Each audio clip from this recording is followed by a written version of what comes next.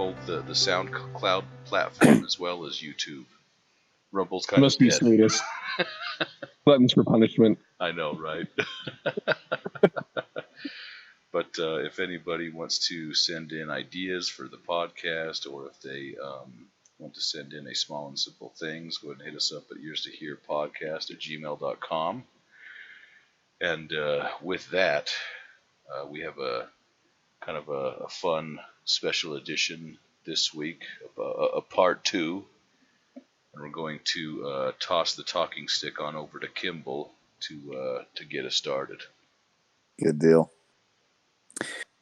So yeah, we've been talking a bunch about conspiracies and craziness in the world. Weird that we would talk about that. Right. And essentially, with all these crazy things in the world, especially the stuff we've learned, and a lot of it of late, I wanted to steer us in a kind of a revised version of history from what we're taught. We're taught a very specific narrative of history. We're intentionally lied to. There's so much knowledge out there that is super easily accessible, but the people in charge of teaching the people who then teach education, they intentionally control history from a perspective of controlling us. So we wanted to go through essentially world history.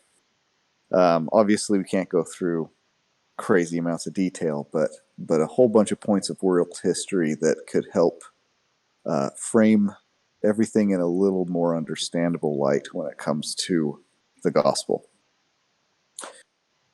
So, and in particular, the secret combinations of the world. So as I've been learning, obviously you have the time from Adam down to the flood. And there's no real surviving record, right? Not that I can think of. Yeah, really, other than what we got from Moses in the Bible, right? Yeah. Yeah. So that's actually very much not true.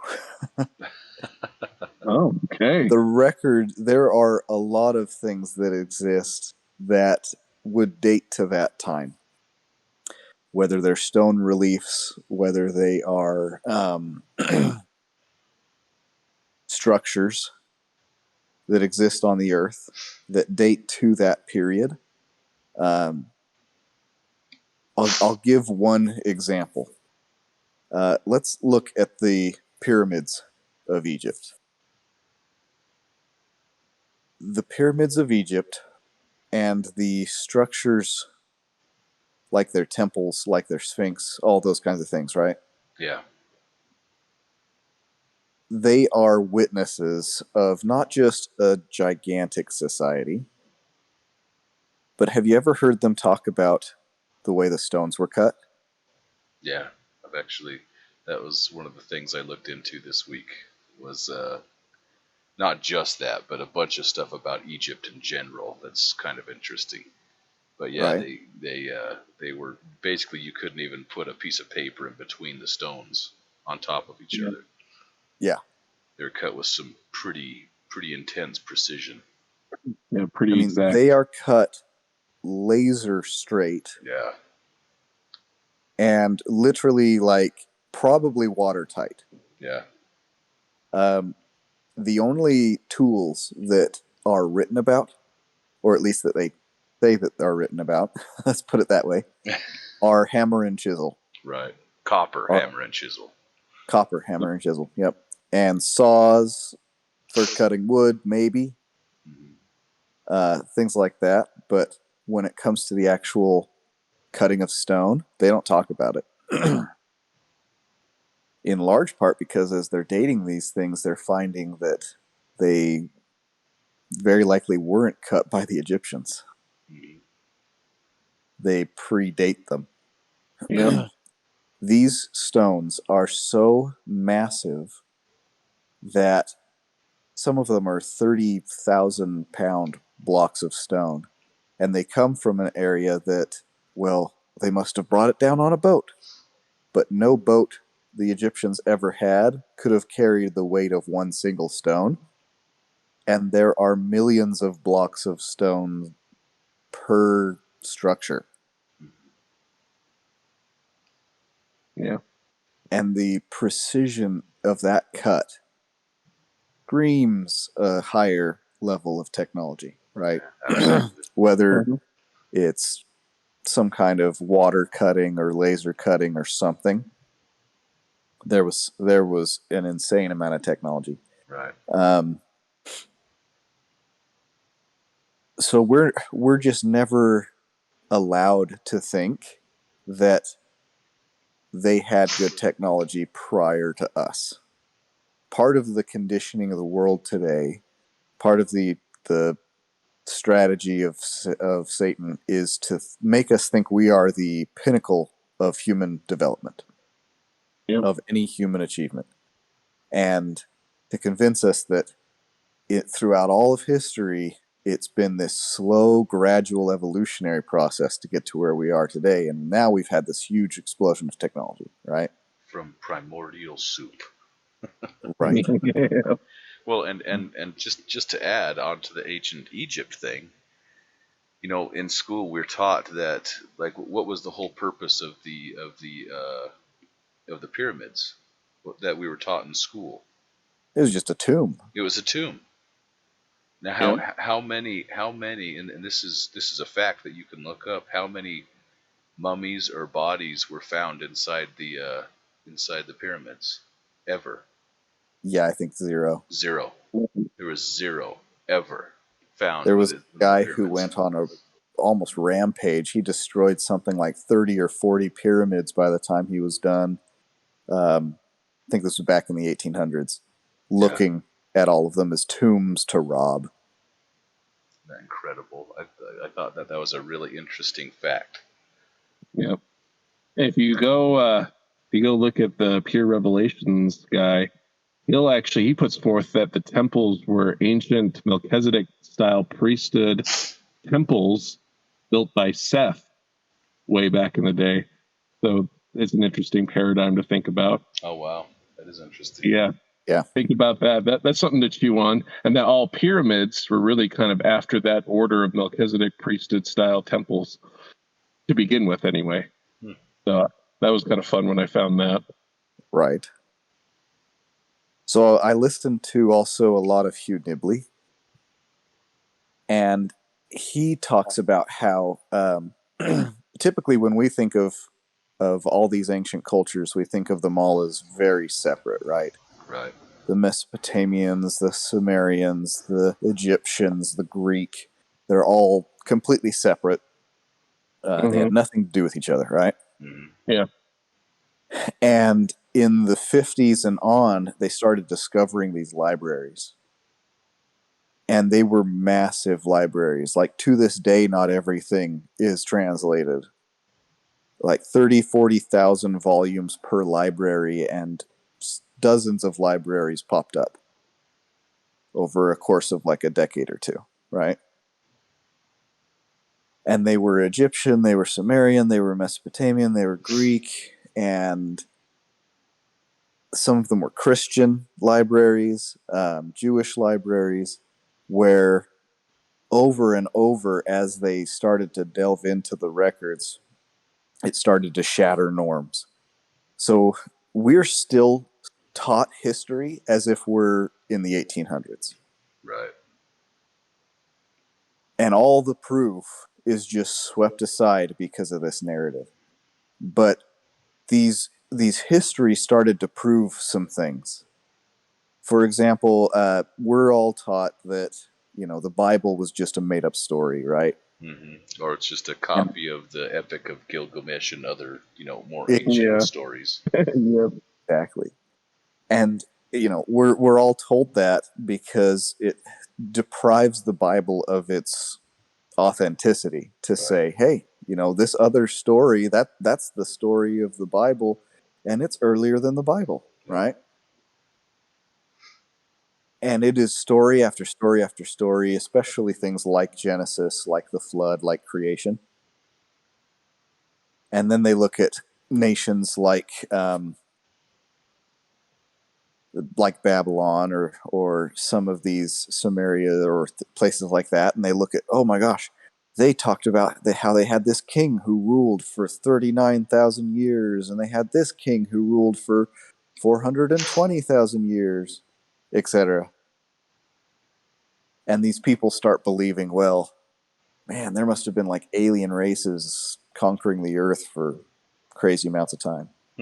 Mhm. So as they look in all these historical texts, they find that came out of these libraries, they found that all those stories were basically just made up at a specific time, and there's stuff that predate them where they don't exist. Stories of those gods. However, the further back they went, the more they found these same stories. Kind of like Alan said, well, the Bible is just Gilgamesh, or it's just the Iliad of Homer, or it's Right. on and on. Yeah. The story of Christ is just an adaptation of Ra Yeah. from the Egyptians. As they go back, they find that all these cultures have texts written in each other's languages. They were not isolated nations. Mm-hmm. They all dealt with each other, and they did constantly, which implies that travel was far more prolific than we comprehend. Right. But also those same stories, those historical accounts, whether written in allegorical, poetic ways or not, they keep dating back and further back, and then they find, holy cow, this particular nation, we didn't understand their writings, and all of a sudden, once we compared it to the Hebrew alphabet, holy cow, that it made sense. Yeah. And Yep. in fact, the further back they traced it, the more they found that the Hebrew alphabet, the Hebrew language, was, if not the original, one of the original languages from 4,000, 5,000 years ago. Right. And the stories are all there. The story of a council of gods in a pre-Earth life who discussed coming to Earth and had a rebellion among them. The stories of coming to Earth and living among a time of massive giants on the land and walking among, essentially God being on Earth in the form of Adam ruling over the world. Yeah.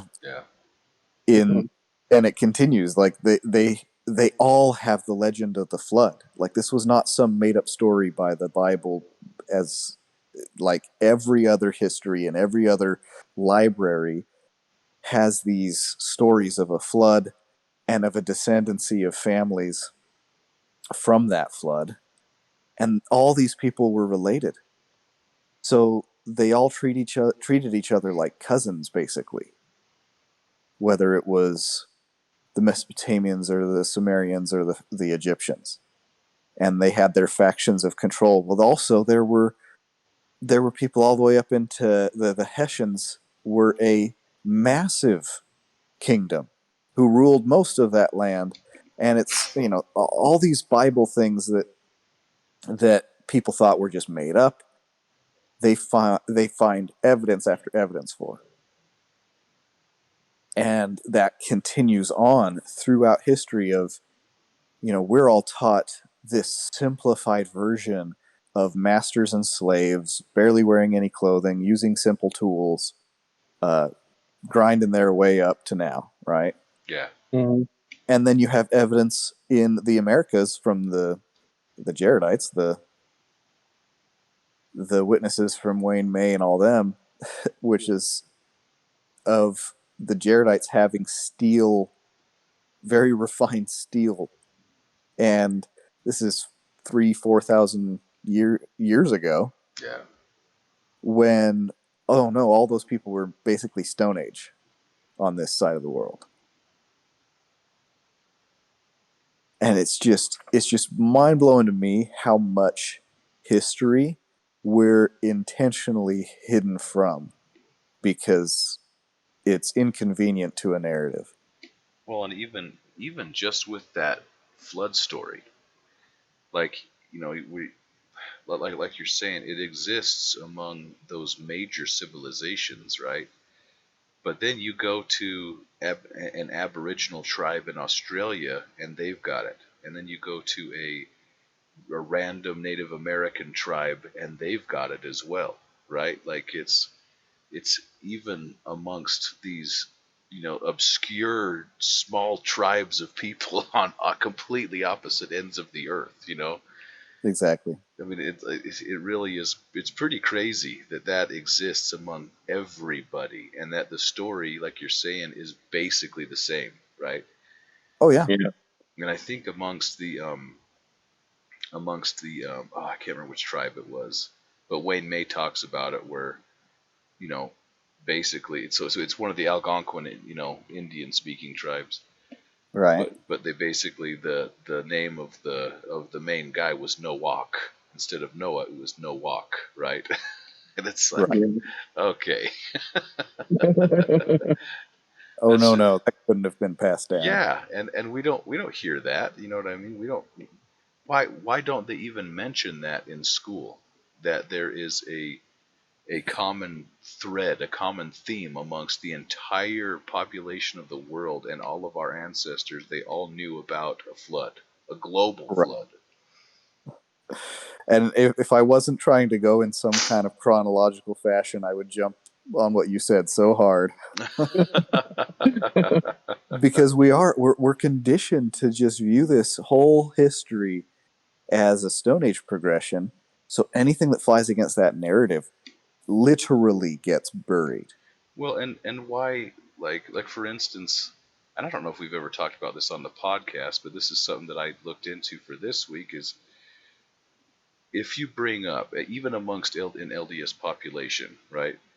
If you bring up the fact that dinosaurs existed in the Garden of Eden with man, and that they existed afterwards as well, you'll get laughed at. You'll get laughed at. And it's like, okay, so if that's the case, right? If it existed beforehand, we have some doctrinal problems here. Right. Because why didn't God create Adam as a mortal man? You know what I mean? He couldn't create something that was basically imperfect. You know what I mean? Yeah. Mhm. And he couldn't, and this is just to kind of this is kind of to shock the audience. I'm doing this on purpose, right? Because a lot of you are probably thinking, well, yeah, that's ridiculous, of course. Now, why would you think that that's ridiculous, that dinosaurs existed in concert with humans? Because they were bigger back then, you know what I mean? Like humans were bigger back then too. They've found 30 feet, 5 foot tall human Yes, skeletons yes. Yep. in South America. It's on display at a museum. And see, that's the thing. I mean, Oh, no, even it must be faked. I mean, we know we've analyzed it and it's cellular, but no, it must be fake. exactly, Yep. and it's like there's some really key things that we have problems with that fly in the face of having these dinosaurs exist as bones upon an earth that a perfect God creates, right? Because sin and death are in direct opposition to the atonement and perfection. Are they not? Am I wrong there? Nope. You know what I mean? It's like it's one of those things. It's like, because I've heard that a lot. I've heard that people say, "Well, the bones were already there." It's like, so those must have been some evil creatures who didn't even get to take part in the resurrection, which even the sons of perdition take part in the resurrection, right? They just don't inherit a degree of glory. So those creatures, those dinosaurs, were so evil and wicked that they went through their mortality on another Earth somewhere, and then they were just laid there to be bones, not to take up their body again, and then the earth is created with that. That, Yeah. that that doesn't make sense doctrinally. We have a problem there, regardless of what you think. That is a problem doctrinally, right? Right. Yep. So anyway, Well, I hope that's a shock to the audience, because it should be. You know what I mean? That's you have been taught something and you have digested something and made something a part of yourself that I would be bold enough to say that is completely and utterly false and not true. So the evidence from the electric universe theory of fossilization is pretty amazing. Yeah. A lot of people are, and it's just consistent with everything science right now. Everything takes tens of millions, if not billions of years, right? There's a fossil they found of a, trying to think the age. I think it might have been Cambrian, but it might have been a different kind of age that they date it, fossil. And there are creatures alive today that are very similar to this creature they found a fossil of. The fossil itself is a perfect shape of this animal. All the crazy amount of feet, and it's kind of one of those ones you'd think of like a giant crustacean, right? Yeah.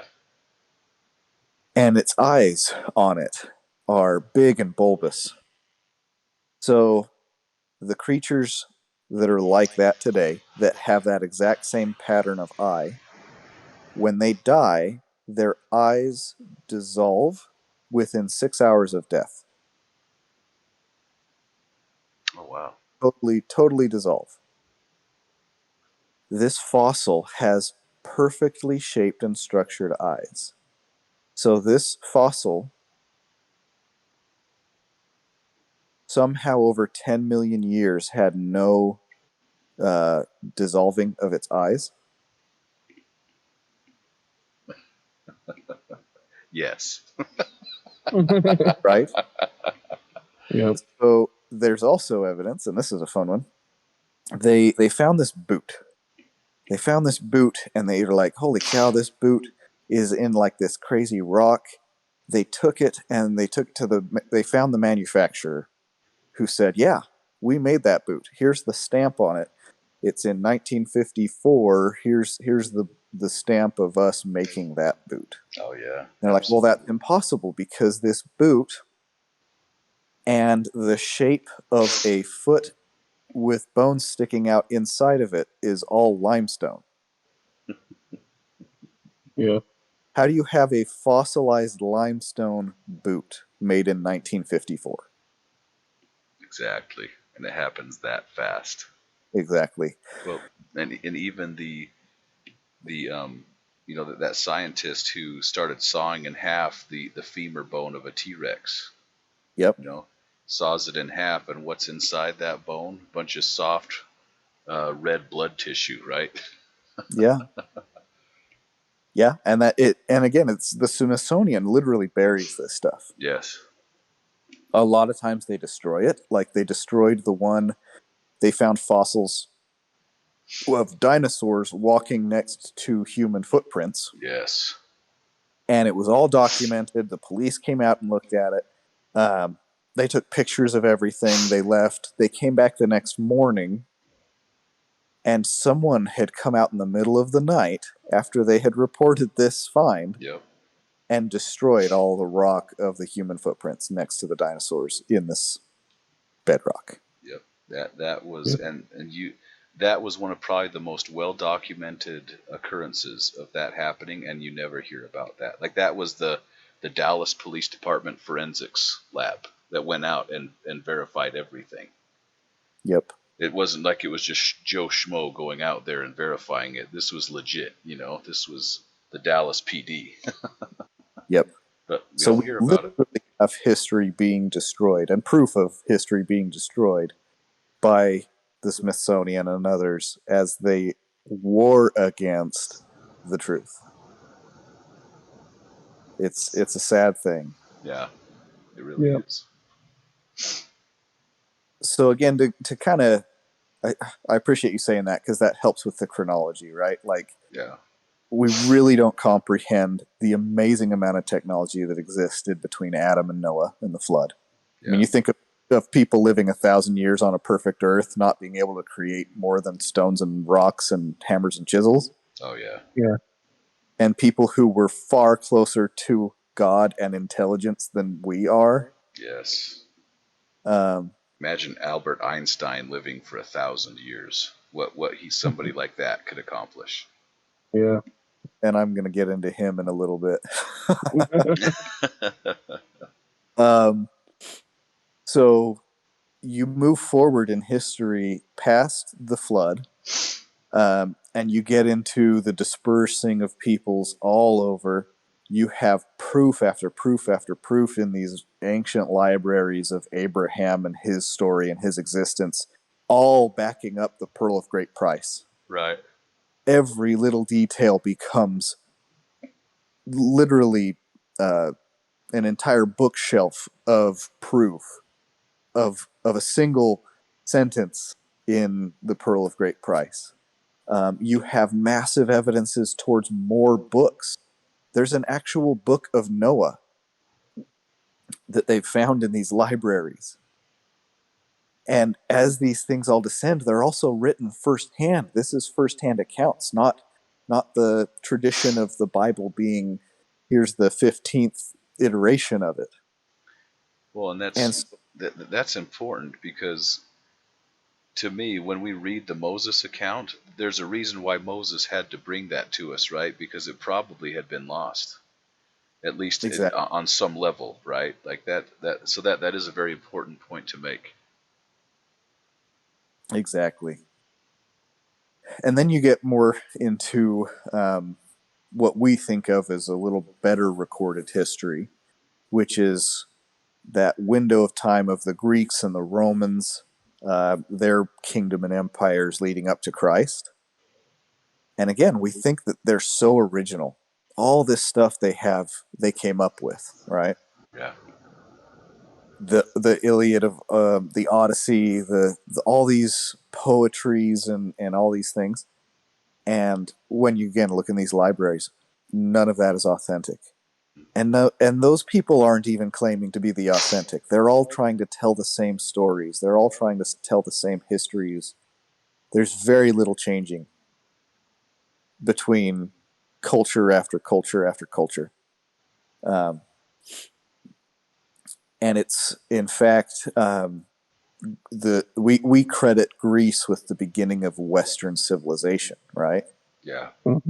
But they and all their scholars actually everyone got it from everyone else. Like they went to Egypt, studied in those schools down there, and came back and taught it. Like this was not a weird thing in the past for these cultures to not only interact with each other, but for people to live for decades outside of their homeland, to learn at colleges, and then come back to their homeland to talk about it. Yeah. And so, of course, then you descend into Christ's time, um, where after Christ you have the great apostasy and a literal burying of and I mean this very literally, not just hiding, but the Christians, for example, after Christ, they knew the prophecy was they were going to be destroyed.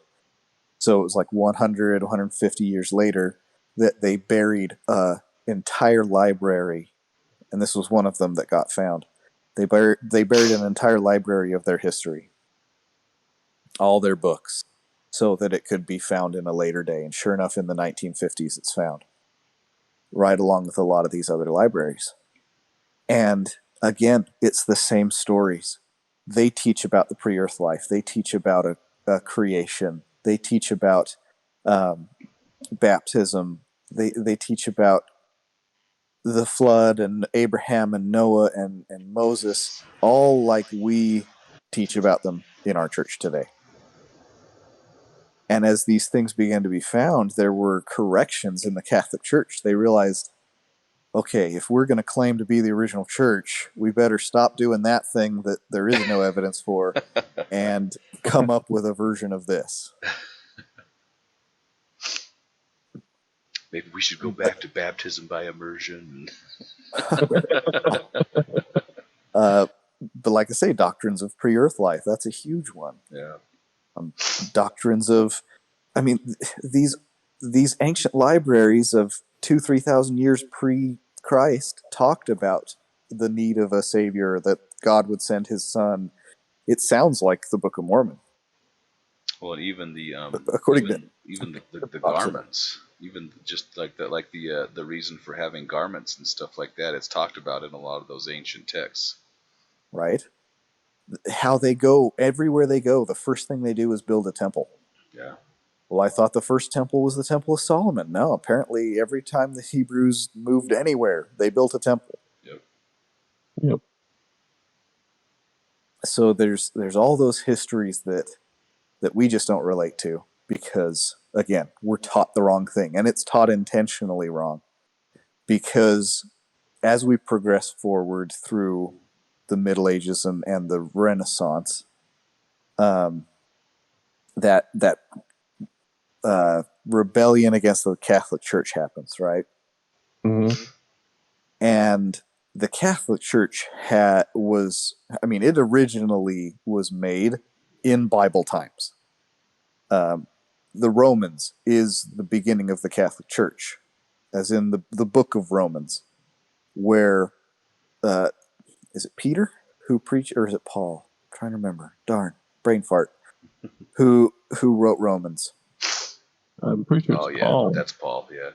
Right. Okay, so Paul, he goes to Rome. He gets a bishop set apart there, and then takes off. Within a year, that bishop had so corrupted the gospel that when Paul came back, he wrote Romans. And they were like, hey, you know what? We want to be a universal church. So the records show that the original name, the Catholic Church, meant the universal church, started then. And that's where they claim their authority, is this bishop back to Paul and Paul to Peter, etc. Right. But this guy went apostate immediately. And Paul came back and set up another man and basically told this other guy to pound sand. So the first guy killed the second guy to make sure that he was still the only bishop in Rome. And the corruption just continued from there. It's a good way to start your church. Right. Yeah. Really following the teachings of Christ there. Yes, yes. And so they would just change history. They would just they had the Nicene Council. They kept having these councils to redefine doctrine. Yeah. They would wage wars in the name of their church, and I mean, it just got to the point of the common man being an idiot in relation to his religion, Right. and the religion just warring over the earth. I mean, and there's so much history again that we're lied to because it's inconvenient or it breaks a narrative. There was a female pope once. Yep. And she lost her place because she got pregnant. And so they totally cover up that that was ever a thing. Right. But with the Reformation, for example, the Catholic Church has a order called the Jesuits. And that order is like their mafia. It is their execution squad of who they send out to do things. And when the Catholic Church had the Reformation come out, they tried to essentially influence all that and infiltrate all that. And it was somewhat difficult because those people would recognize, hey, I know you. You're actually a Catholic. You're not a believer in Martin Luther or the King of England or all that. Yeah. But they intentionally infiltrated these other churches because they wanted to put off the atmosphere of, no, the Catholic Church is great. They're really good Christian people. They never taught about Christ. As they fell, they became an idol-worshiping, saint-worshiping, pope-worshiping church. And post-Reformation, they actually influenced all these other churches to convince them, hey, no, you need to teach that we were a good Christ-loving church. And so they actually manipulated all these other churches' doctrines in relation to the original teachings that they did, Mhm. where they were actually super corrupt. And I mean, there was basically no teaching of Christ for 1,000 years almost. So there's just this twist of history that they put on things because they're the great and abominable church, or at least a huge part of it, right? Right. Mm-hmm. And then you get past that Reformation, and this is kind of where we get into a lot of this secret combination stuff. When you get into the 1700s and the Rothschild family. We're going to get killed after this episode. We're going to get whacked. If so, let's name drop everybody. Let's go for it. Go for broke. So the Rothschilds weren't originally the Rothschilds. The guy's name originally was Bauer, and his dad, he lived in Germany, and his dad was a banker. They were super corrupt. They had this sign above their door, and this sign is a 6-sided hexagon with 6 triangles on the outside with 6 points to that star shape it creates. Is that ominous for you? It sounds like a co-opting of something that is good that already exists. Is that what you're talking about? Something like that. This is a Saturn symbol. This is the symbol, the sign of Moloch. Obviously, there's good sides and bad sides to all these ancient symbols, right? Yeah, pentagram. Yeah. They're all just depictions that way. So this guy changes his name to the name of the mark, or sorry, not mark, a sign. In German, the word Rothschild means the red sign. So his name is literally the name of the sign, the name of the number of that sign. And he begins to be a very influential banker. And he starts to make moves monetarily to own England's money supply. Him and his children, he had like 5 sons and 5 daughters, a lot of kids.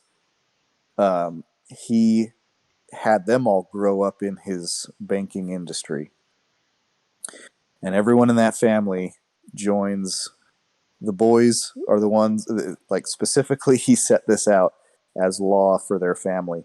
The boys join the banking business at age 12, and they're the ones that rule, and it's the eldest son who rules the whole family. And they're very incestuous in the way they marry. It's so funny that they can't. They always. It's always a mockery or a a corruption of a institution or something that is holy. You know what I mean? Like just like how they can't use their own signs. They have to use the pentagram, the Star of David. They have to use all of these things, and then they even have to say, well, the firstborn son. Like it's all just a corruption of something holy. You know what I mean? They can't come up with their own stuff. Exactly. Yeah. And so they go on not only to influence all kinds of politics and money in England, but in France, and in fact funded both sides of the Napoleonic War. Yeah. They and their agents influenced monetary collapses and fakes and feints, and they became insanely wealthy during those wars. They were specifically playing both sides, and it has been that way ever since. But the Rothschild family, like you say, he has 5 sons, 5 daughters. They married into some very influential families. Yeah. Not because those families were necessarily influential originally. It's when you have money, you can turn anyone into a power, right? Yeah. So as history progresses and we move from the I guess I shouldn't move from the 1700s just yet. So the original creators of the Masons were Jews. These were Jewish rites and symbols and symbologies that were essentially turned into something that anyone could join from any religion. But the Jews themselves look at the Masons as, you'll never understand anything in this unless you understand Judaism. Mhm. The Rothschilds were Jews. All these people were Jews. Mm-hmm. Because, again, you have this influence of not that great people inside of these corrupt institutions. They're corrupting the institutions from within that were good, right? Right. I mean, you look at the ancient Jewish religion, and it is our religion. Yeah, totally. You look at the early Christian religion, it is our religion, and they both get so corrupted. The Rothschilds took over all banking for the Vatican. So the Mary Rothschild, he was such a friendliness to the Pope that everyone else would like kiss the Pope's feet, and he would kiss his ring. And so they became essentially one. Like, when you think of a Jewish state or a Catholic state or all these things, again, we're all taught and convinced that, like this ancient world where everything's separate, the pharaohs are separate, the Sumerians are separate, everybody's separate. You bring that forward to today, and we're taught, oh no, everyone's separate. Everyone is so independent from each other. And that's also just not the case. Yeah. That's why we're So hearing they, a lot of New World Order that started to pop up, probably 30 years ago, right? exactly. We're starting to hear all this stuff, and it's funny because it all, like, as you're talking about it, it's basically, all I'm thinking about is Nimrod. It all goes back to Nimrod and the Tower of Babel. Oh, it so does. Satan he's not going to give up on that idea, right? That's the whole idea behind communism, you know what I mean? And its little brother socialism and stuff, and it's just, it all brings us back to wanting to take everything and to bring it under the chains and the boot of universalism. Right. Even collective salvation, right? Collective salvation is a corrupt doctrine of the true stuff, right? It's like I Oh, and say, that's like Christianity right now. yeah, exactly. They can't take their own thing and create anything original. They have to take and corrupt our stuff. Oh, yeah. And we all think it started with Karl Marx, right? Yeah. No, it didn't even start back then, but there's books from Plato and on that are socialism. Totally. Mm-hmm. I mean, it's literally been implemented from the beginning. It really has. So to get back into, like I say, 1700s kind of era, they basically became the controller of, like, East India Trading Company kind of influences, the money influences in Great Britain. Right. And there was so much, obviously, corruption there. But his five sons, his five daughters, all the people they would end up marrying, they would spread into these positions of power. As you move into the 1800s, so, well, let's go back to the Revolutionary War, right? They influenced for through that Revolutionary War and the setting up of America. Alexander Hamilton was actually their agent in George Washington's government. And he made sure that, just like over in England, how the Rothschilds ran their central bank, that America would get a Rothschild-run central bank. Right. It was called the Bank of America. And it printed our money supply, it managed our debts, everything like that. And it wasn't until Andrew Jackson came along that they abolished a federal bank. And again, the word federal bank, it's not our government printing money, it's the Rothschilds printing money for the government, Right. essentially being the initiator of currency. And Rothschild himself said, I care not who runs a country, what puppet sits on the throne. There's different versions of quotes from him or his kids. So long as as a man controls the money, they control the country. Yeah. And essentially a system of slavery. He talks about something like that in the temple. Yeah. Money is very much a system of slavery the way that it exists and has for these last 300 years, right? Yeah. Because they control who has the money, where the debts go, who prints currency in relation to all this.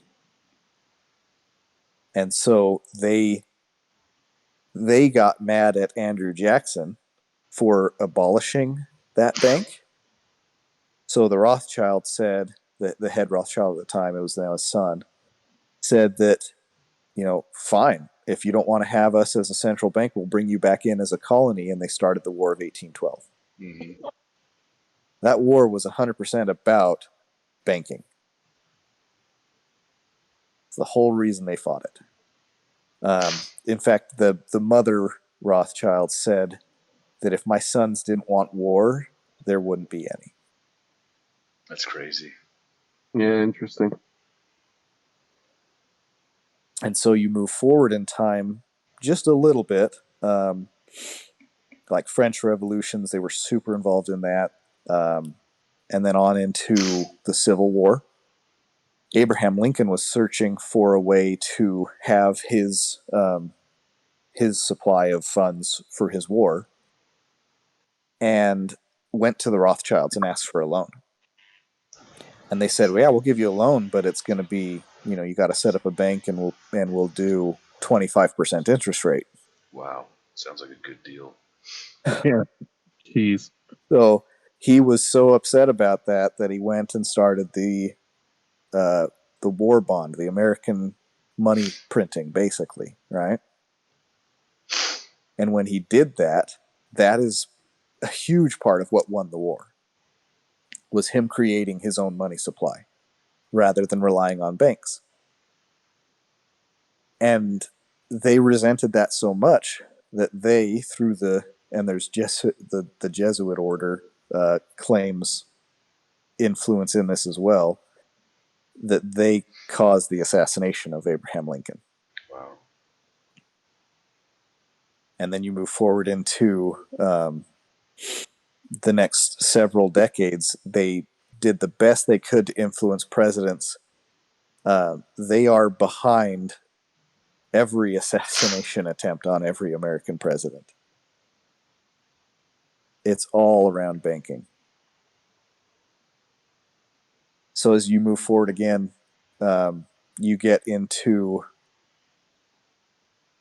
well, obviously America had a huge peacetime boom economically over the next several decades, spreading over the country. And there's a lot of good and bad to that history. There's them killing natives and that kind of thing, which is no good. But you also have the coming along of Joseph Smith in the church, right? Well, and before you go there, because I think that's an important thing to make, is that we don't get taught about the Hopewell in our schools. You know Oh, what I mean? totally, yeah. And that's part of our national history, right? Like that's huge. You know what I mean? And Yeah. I mean, we have to go to people Dirty like, little secrets. yeah, we have to go to people like Wayne May and stuff like that, or Rod Meldrum, to learn about these people and these civilizations. And these guys understood high math. They understood surveying on a level that almost rivals ours, right? Like our abilities and stuff. Oh, And yeah. they aligned their their mounds and their structures and stuff like that with the stars and stuff like that. Like, Oh yeah, and the shape of their grounds and their temples. yes, exactly. And a lot of their temple structures mimic the Temple of Solomon and stuff like that.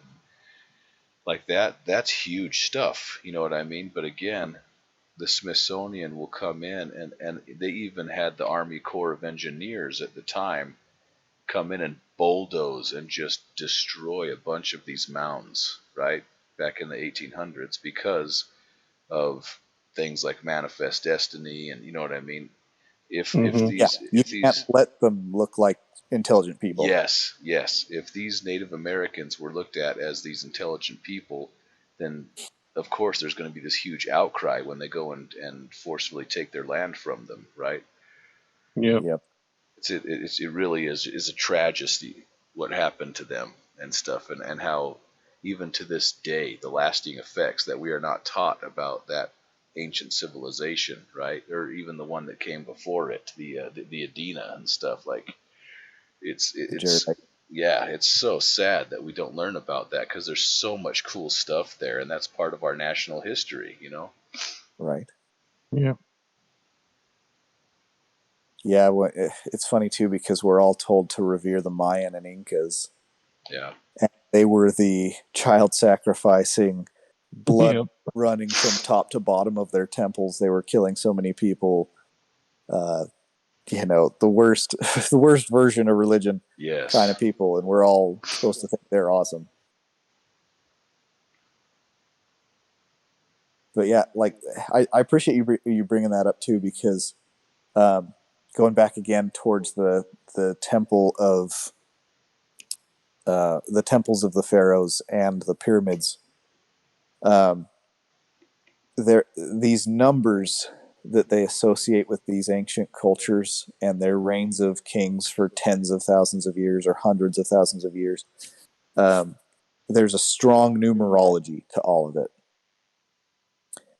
and that same numerology that they reflect in all those things reflects because it is uh, timing. It is the size of the planet. They mapped out the planet's size and did a scaled down version of it as the Egyptian pyramid, Right. the Pyramid of Giza, and specifically to the tune of 100. I think it's 144,000th scale of the Earth is the dimensions of the pyramid. Yeah. Just crazy that they knew that. And so as you understand too that they didn't just have everything arranged with the movement and pattern of stars, but to the exact science of everything. They had they didn't have numbers like we have them now. They actually had, I think it was Babylon that had a number system that wasn't in the tens; it was in the 60s. So that's why we have 60 minutes, 60 seconds um, as a repeating number. It would count up to 60, and then you'd count up to 60 again. That's why the circle is 360 degrees around. Uh, all of these numbers have to do with each other because these people were mathematically geniuses. Yeah. And again, the rotation of the earth factors into all these sacred numbers of 1 second is multiplied by this and this number. I mean, I've watched literally like 6 hours on numerology alone. A little weird, but it's crazy to see all these connections. And then someone, you get to the point where you're like, okay, could all of this be coincidence? If they revered all these numbers as sacred, you multiply this size by that size, you get the size of the earth. You multiply this number of the size of the pyramid by this sacred number, and you get the circumference. You do this number and you get the radius. You do this number and you get the diameter.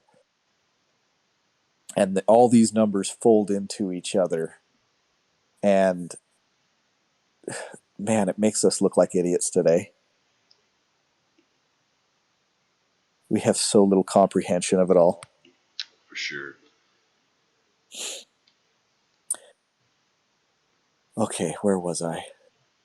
Down to... That's right, down to the coming of the church. So the influence of the Catholic Church in particular over the world was super dominant, but also very murderous. Martin Luther had to hide for basically the rest of his life after nailing those things on a door, right? Yeah. Mm-hmm. Like, wars started when the King of England said, I'm starting my own religion. You really think that the church could be brought back under those circumstances?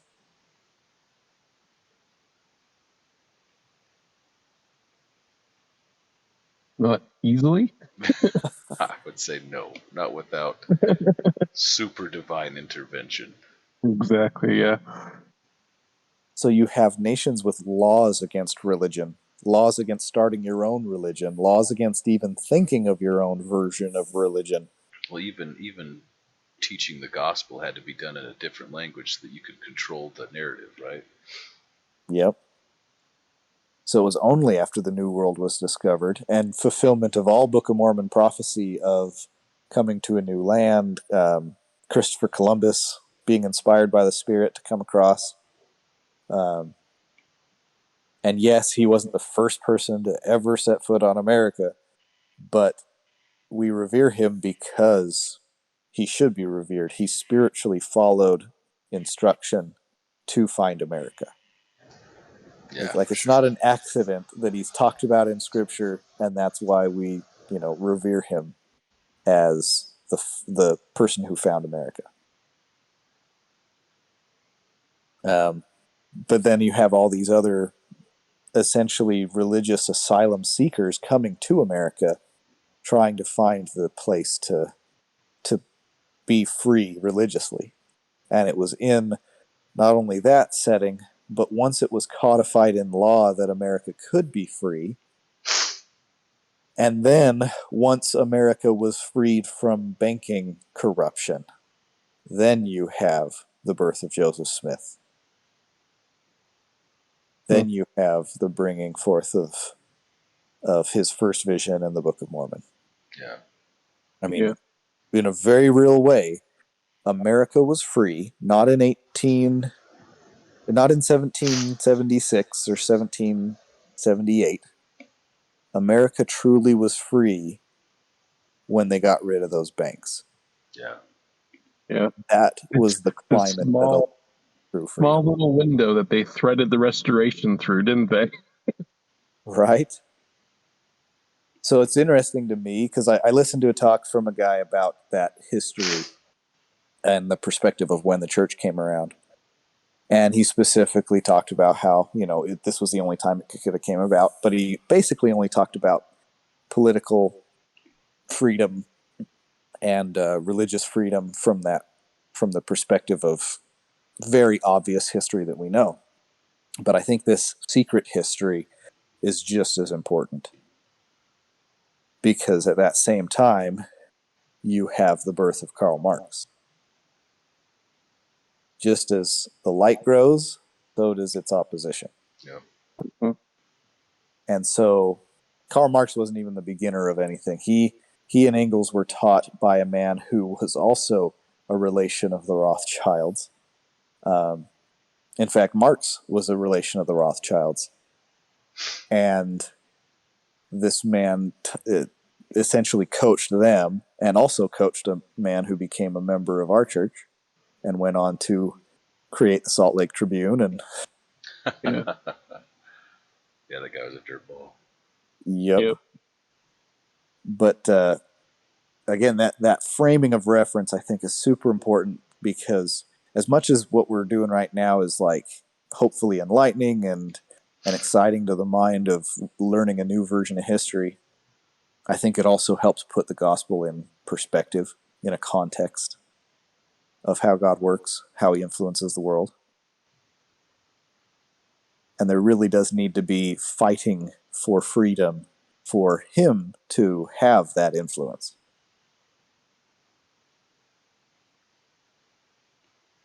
So we move on then to again, these connections. A lot of this going forward is still world history, but a lot of it will be American history. There were a lot of corrupt men still on the earth, and strangely enough, they're all connected to this one family. But you have in America these super corrupt moves with business as it grew, with railroads, with electricity, all these things. You have, again, these relationship connections, these marriage relationship connections to the Carnegies, to the Rothschilds, the Rockefellers, to the Rothschilds, and J.P. Morgan. J.P. Morgan. Yeah. These people, and it was always through some corrupt practice, became the equivalent today of multi-billionaires. So they became millionaires through manipulating stock exchanges, manipulating monopoly interests in companies, selling faulty arms to people. There was actually a whole bunch of faulty arms sold to the Union soldiers. And it was almost ruled as treason, but, bribe a judge and you're okay.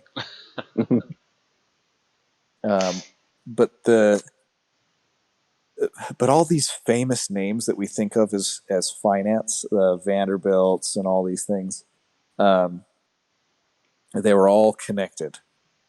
And so as America progressed forward, you have these gigantic money interests that manipulated the events and eventually, obviously, influenced politics. And then you have these same moneyed interests essentially recruiting people, scouting people to be politicians, raising them up from young ages and conditioning them and prepping them to have positions of power, right? Mm-hmm. And that's a heavy influence of where you get Woodrow Wilson. He was right from the start part of that. He was blackmailable, corruptible from the start, but they positioned him eventually and ran a very corrupt campaign of president to get him into office, and then manipulated him. He resegregated the military, total racist. Resegregated the military, participated in the start of World War I, and reinstituted a constitutional amendment to put the Fed back in place. And I sent you guys a quote. I don't know if I would say he learned his lesson, because I don't know if these people ever do. But after he set up the Fed, he said, I am a most unhappy man. I have unwittingly ruined my country. A great industrial nation is now controlled by its system of credit. Our system of credit is concentrated. The growth of the nation, therefore, and all our activities are in the hands of a few men. We have come to be one of the worst ruled, one of the most completely controlled and dominated governments in the civilized world. No longer a government by free opinion, no longer a government by conviction and the vote of the majority, but a government by the opinion and duress of a small group of dominant men. Wow. It really does. It goes back to the Ezra's Eagle. It goes back to the President Makers. You know what I mean? It really does go back to all that. Yep. Right. So the President Makers is an amazing book. If anyone wants to pick that up, I got my copy, and holy cow, does it blow up our version of history, right? It was... So after Wilson, you have... Oh, gosh, should I get into World War I, too? We might have to do you might as well. We might have to do a part 2 as well, because we're pretty much at an hour right now. Do we want to keep going, or do we want to do a part 2? I mean, I'm mentally prepared to go like 3 hours. I don't know. I kind of feel like we just keep going, but that's me. If you guys are up for it, I'll keep going. Yeah, go ahead. So World War I was another huge Rothschild influence war. They were ticked at Germany. They also were influencing Russia.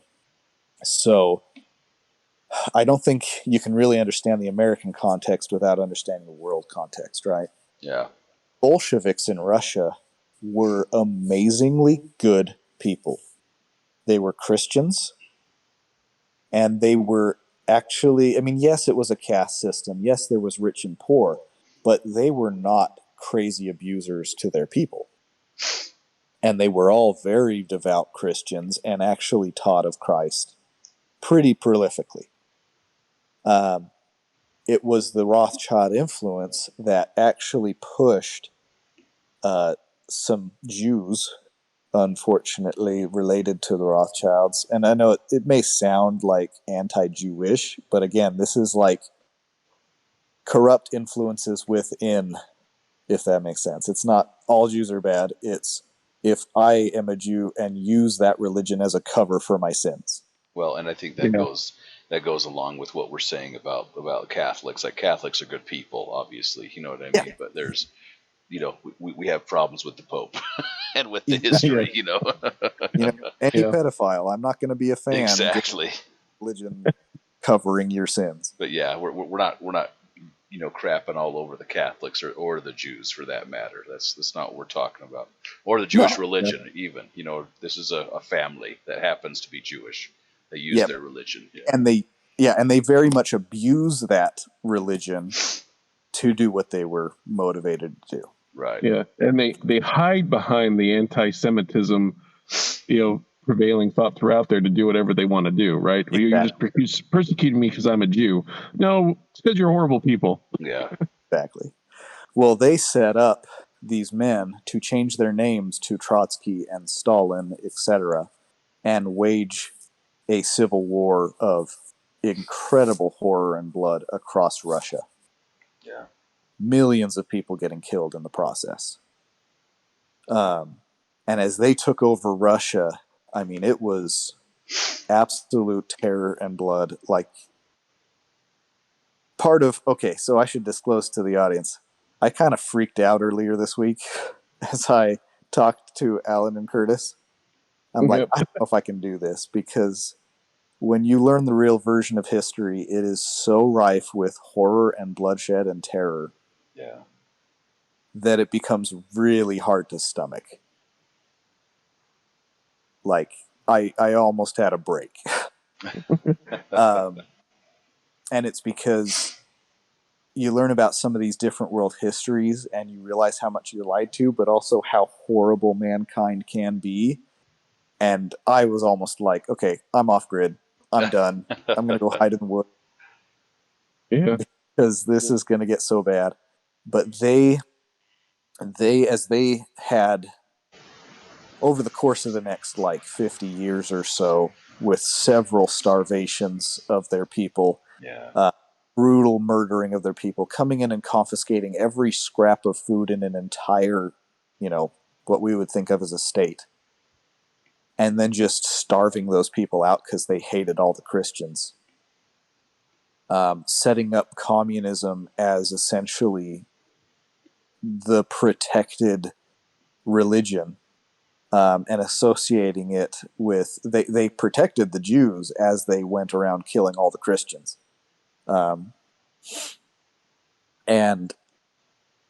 I mean, it was constant rape, constant mutilation of people alive, really horrible. And we're told really false numbers. Over the course of some 50, 60 years, the Russians killed something like 70 million of their own people. Yeah. Yeah.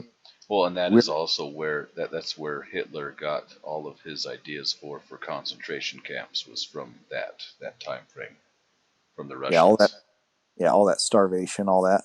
Yeah. A lot of it was moneyed interests. Eventually, they did have, as they took over, the Rothschilds took over all their monetary systems. And that's really what it was about. Slavery and horror and bloodshed to the extreme, all justified through who's going to be in charge of the bank. Well, that also led into World War One, which was a conquering of Germany. And when they conquered Germany, they set up a treaty that drove that nation into absolute poverty and slavery. Yeah. And they had the Weimar Republic money problem. And as their money supply, I mean, literally it was every 2 days, their money was worth 50% of what it was. And that lasted for 20 months. So if you can imagine, every 2 days, every day you are running, you got paid for your day's labor and you are running to go buy your food before they raise prices. Yeah. Yeah. And so it drove them into absolute extreme poverty. Meanwhile, in America, you have some of the profits of that war that went to all these other European nations as well, but it came to America too because of Woodrow Wilson getting us into that war. But then you have two virtuous presidents. You have Coolidge and Harvey, who actually shrunk the size of government dramatically. They made attempts to try to eliminate the influence of the Fed and other influences like that. And the Rothschild family influences that existed basically said never again. And they made sure from that point forward, as soon as I think it was Hoover that got elected as another compromised president, that there would never be another president they didn't own. They funded both sides of every campaign, set up who was going to be in charge of every campaign. And a lot of this gets into books like Cleon Skousen's Naked Communist, Shadows of Power, and then President Makers. All those are really good books for this kind of version of true history, you know? Hoover was a homosexual. And they had evidence on him. They had pictures. And so they used that against him. But also, he was super involved in the FBI, both the creation and running of, right? Mm-hmm. Yeah. He had that same kind of blackmail going forward on basically every president going forward. And so he made sure after his presidency to be in charge of the FBI. And he was for death. But the mafia had that info as well. So that's why he never admitted the mafia existed until some other smaller a local sheriff and busted a mafia meeting. And then when it finally became an obsession of America, he then went after the mob, right? Yeah. And they lost their kind of leverage over him because they had used it to just keep him quiet for so long.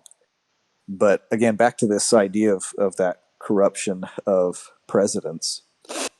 These guys, and it's funny too, because it's not that everyone believes that they are evil. It's just these hints of evil things they get manipulated to do that contribute to a whole. Right. Yeah. That's a good point to make. Yeah. Like Cleon Skousen gave kind of a eulogy of Hoover and talked about how awesome he was in so many different ways. And it's not that all of that's illegitimate, but there were things he did that were illegitimate and evil. So again, we're not like saying everyone we talk about is everything evil. It's just that a lot of things they did contribute to the global picture of how evil has spread. But in the same way that you move from Hoover to FDR, you move in the European world into that pre-World War II era, right? Hitler was not a bad dude. He fought in World War I. He was super honorable. As he rose in the ranks of Germany, he essentially pushed the whole country away from this tyranny of a treaty that stripped them of all their wealth, and he started his own version of money. And he refused to do it with national federal banks. He refused to do it with the help of the Rothschilds. he started his own mark, the Deutschmark. And he based it off labor rather than backing by gold. And when he took power and did that, they had over a decade of constant, massive economic growth. They went from 50% unemployment to 2%. So you can imagine why the people of Germany loved Hitler. I mean, you have a decade of economic growth, you're going to like the guy who did it. Just look at us with Trump over the last 4 years. Yeah. So Hitler gets in power, he rules like that for 10 years, and the Rothschilds hated him for it.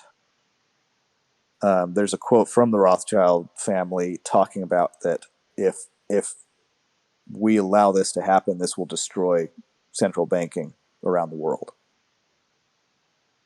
So there were actually newspapers and articles because these same people, the Rockefellers, the Carnegies, all the Rothschilds, they purchased, because they were getting such bad press for doing so many corrupt things monetarily, influencing stock markets and exchanges or money supplies, they bought up media interests and newspapers so that they could control what was said about them. And when they did that, all of a sudden, all the news was positive towards the federal bank or fill in the blank, right? And they then declared Judaism at war with Germany.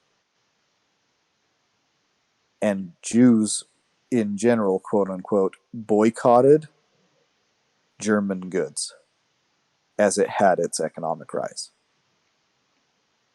So if we look at Hitler and we think, oh, he just hated Jews for no reason, it's actually a false version of history. He hated Jews in response to this call for a boycott of all German goods. And so it began essentially this politicized, I don't know if I want to call it a race war, but in a real way it kind of was. And that's the real start to World War II. I mean, it's a weird version of history to understand because we're all taught, Hitler was just straight up evil. Everything he did was evil. Nothing had anything but evil motivations. But I don't think he believed that. I think he believed he was just defending his country. And in the same way that the leftists reacted to Trump, I think the world reacted to Hitler trying to be nationalist, trying to be pro-German. So it's a very different version. Well, and too, I think that because I know that people in the audience, and I am too, like, I don't think Hitler was a good guy. You know what I mean? Yeah. I think that, and I think that people are going to think of what you just said, and they're going to misconstrue what you're saying because, like Hitler is not a Trump-like guy, right?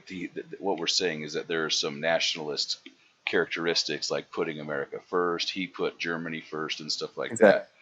Now, obviously, anybody that like if anybody comes after you and they happen to be of a certain persuasion, like in this case it was Jews, right? That obvious a good man who's just defending his country doesn't gas Anne Frank over that, right? Yeah. You know what I mean? He was not a good guy. He was an evil man. You know what I mean?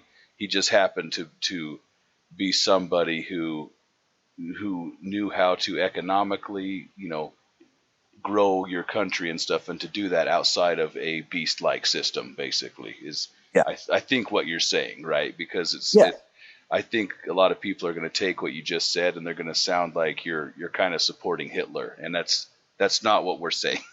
Right. Right. But that is history that we're all sold.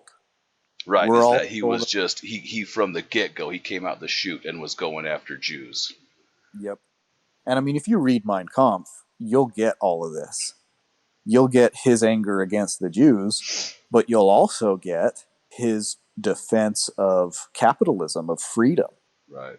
Like, he was a super conservative person as far as morals, marriage and family kind of stuff. And there was a lot of homosexuality and transgenderism rising up in Germany. And he responded in the sense of like, hey, let's go ahead and imprison them all. So, right. Yeah. Let's kill them. yeah. Basically. So it was funny because you have, there's a ton of Screw Tape Letters versions of this, right? Where if you're going to try to be good, let's take it to the other extreme. Mm-hmm. And that's fanatical. You know, like there were some things he did that legit were super good in versions of promoting family and promoting community, and then it got taken to a really bad extreme. Right.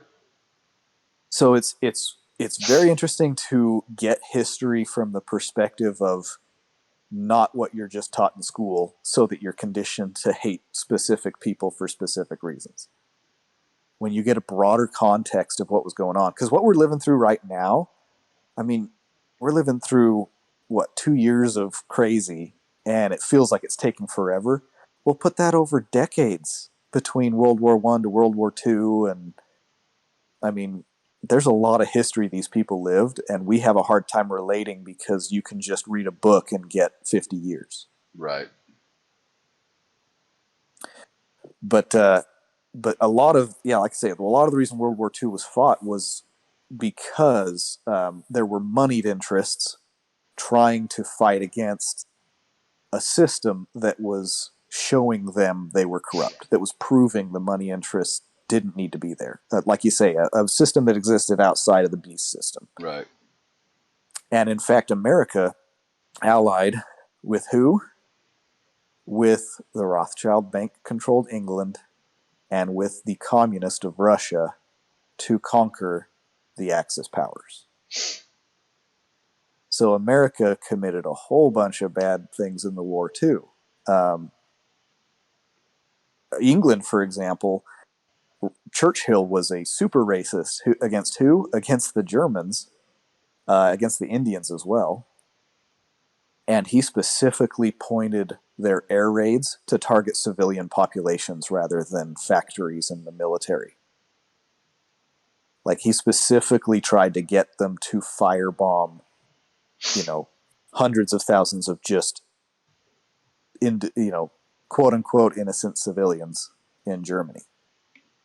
And so that war was absolutely ruthless on every side. And we're kind of conditioned to think, we're on the side of freedom, right? We're on the side of good. And so there was an obvious good side and an obvious bad side to that war. But the more I'm learning, both sides were super evil when they conducted that. America getting into that war was, we had hacked or broken the code of the Japanese. And America at the time was like 95% opposed to joining the war. And because we had hacked the Japanese, they were also trying to set up a different kind of money system of independence. And they were being essentially boycotted by the Allied powers because they were siding on the side of Axis. And because of it, they felt compelled to do a first strike. And we knew that first strike was coming. And so FDR actually allowed it to happen. He knew it was coming, and he just said, okay, we'll let it happen, and then we'll get into the war. Yeah, I think that's almost a matter of fact at this point. Yeah. I'm not sure I think they basically just straight up said, oh yeah, he knew it was coming, and just let it happen. Oh yeah. Yeah, that's the thing. Like, none of this that I'm learning is independent of massive amounts of history done by other people written down in books. It's just hard for us to do a lot of proof in podcast form. Yeah. But like, he intentionally allowed Pearl Harbor to happen to get us into World War II. And then as World War II wrapped up, you have a division of Germany and putting it back in its place of being controlled by central banks. You had Russians come in and basically take all those concentration camps and convert it into killing Germans. and the Russians killed like 6 or 8 million Germans in East Germany. And so as you move forward in history, like, there was a lot of evil on both sides, right? Again, you move forward through the Ezekiel prophecy, the president maker's idea, and the Council of Foreign Relations was a huge influence on presidents. And it was a socialist organization, again, made by these same kind of groups as the money influence, as the political influence. And from Hoover on, the near majority, if not heavy majority, of every president's cabinet going forward were these Council of Foreign Relations people. And they would subvert every attempt of world freedom going forward. So they made sure after World War II to not help out in China and to make sure that Mao had his revolution.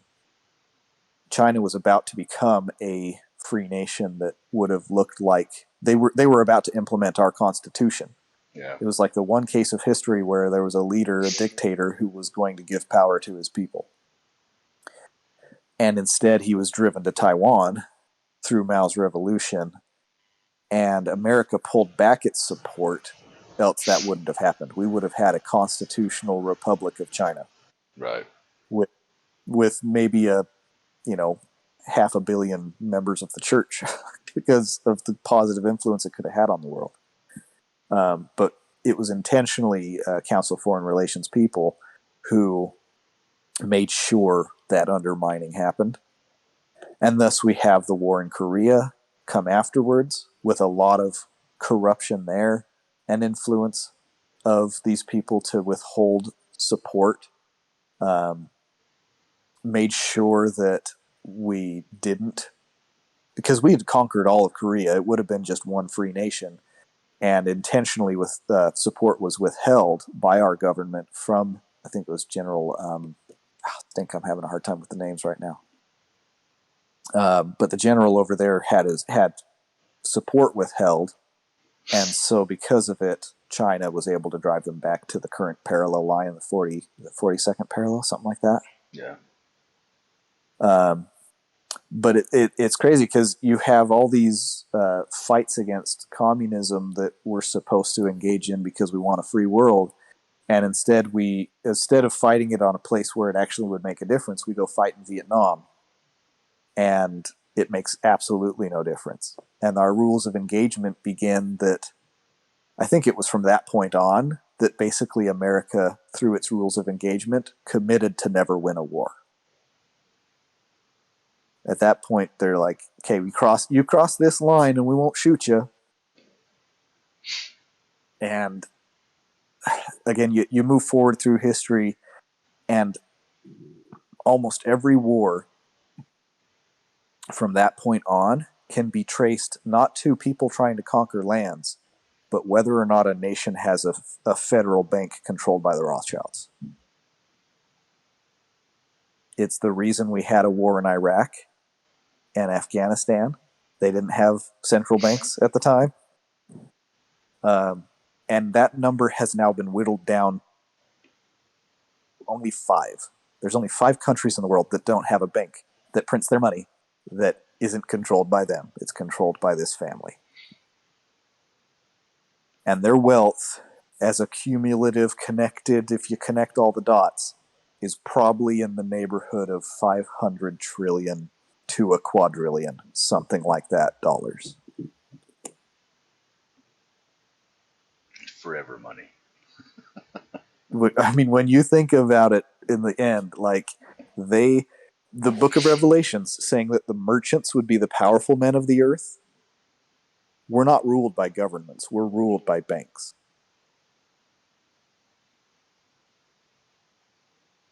So, how do I keep going? I want you to just clarify your position on Hitler, because I know we're going to get feedback on that. I want you to just do me a favor and go and cover that topic again. You know what I Okay. mean? But with that in mind, that people are going to have heartburn over what you said, and Oh, and absolutely. and I think that I know what you are saying, but I think that people are going to misconstrue what you're saying. So I believe Hitler was a political figure that monopolized on some good sentiments of trying to make a free country, trying to make his country independent from corruption. Um, and when he got pushback, both sides turned evil as they fought out World War II.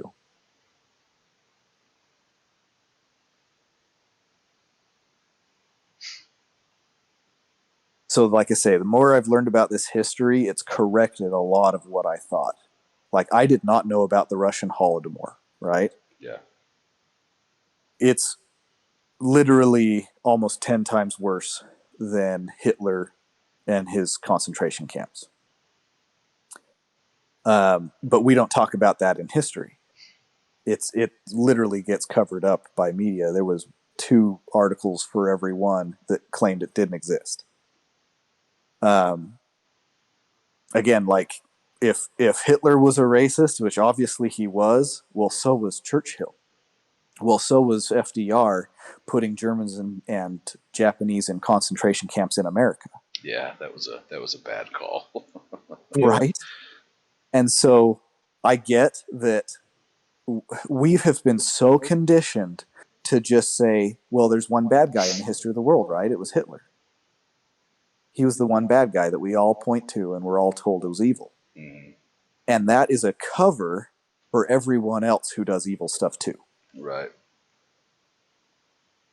And so essentially, I'm hoping that people will do their own research on all of this, because there is so much conflicting history on all this. There's so much conditioning in history.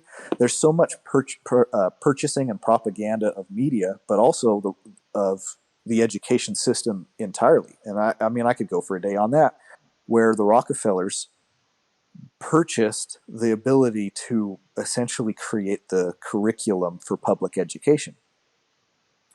And ever since, they've just created stupid factory workers. It's not about making you intelligent, it's about making you conform to a system. And so, like you say, you know, people can rail against me. I'm not pro Hitler.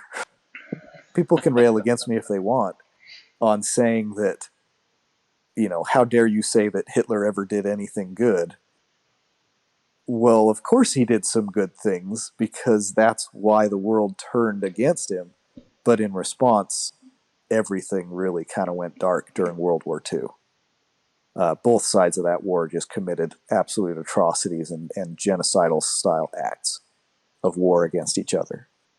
Yeah, I think that the big thing is that it wasn't just a clear cut situation, right? No, It was no, very and well, it's very easy for us to just think, well, there's a good guy and a bad guy. right. You know, Yeah, we're ever told there's the righteous person who's conquering the dragon, slaying the dragon to get the princess. right. Yeah.